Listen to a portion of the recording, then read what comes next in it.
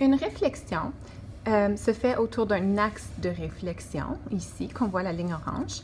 Et la réflexion, c'est comme un miroir. Donc, je veux recréer cette figure-là, mais comme si je faisais la réflexion. Donc, comme si je pliais mon papier sur l'axe de réflexion, puis que ma figure était reproduite, mais dans le sens inverse, ce bord-ci.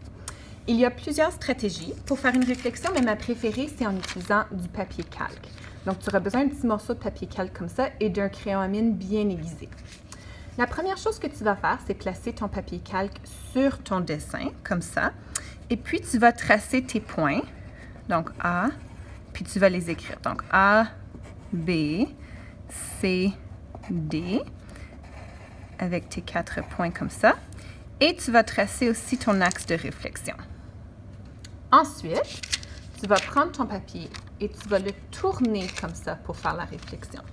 Tu vas placer ton axe de réflexion vis-à-vis où il était avant. Puis tu veux t'assurer de bien aligner tes points. Donc, ensuite, sur mon papier calque, je retrace mes points comme ça. Et quand tu enlèves ton papier calque, tu vas voir que les points que tu as tracés sur le premier côté de ton papier calque se sont tracés également sur ton papier. Tu peux ensuite prendre ton crayon et puis tracer ta ligne avec une règle pour relier tes points.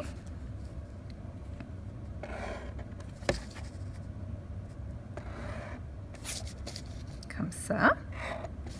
Puis retracer tes points ici. Et puis, tu vas les renommer. Donc, ici, c'était le point, on voit que c'est le point B, donc on va l'appeler B'. Ici, c'est le point A, donc A'. Ici, c'est le point D, donc D'. Et ici, c'est le point C, donc C'. Attention de ne pas te mélanger lorsque tu nommes tes points. D'accord?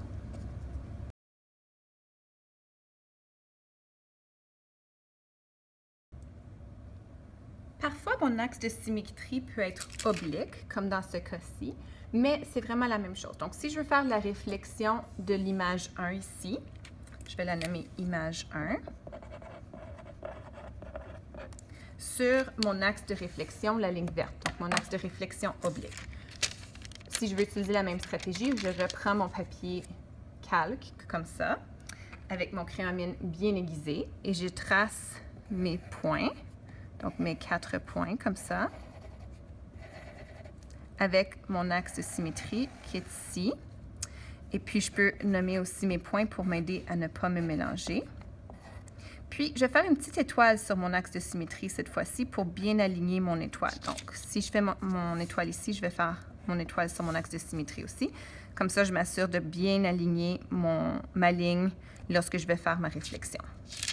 Donc, je tourne mon papier mon papier calque de l'autre côté. Je place ma petite étoile sur la ligne où elle était, le reste de ma ligne ici.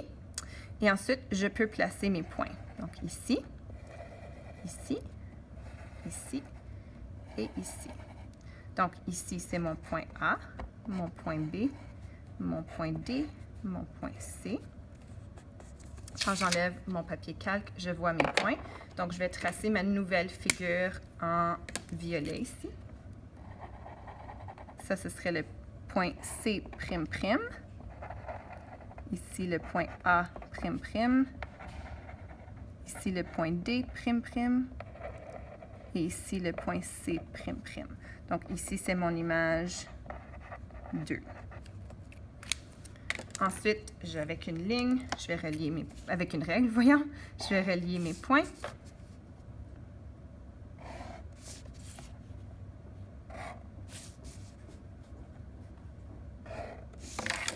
Et voilà.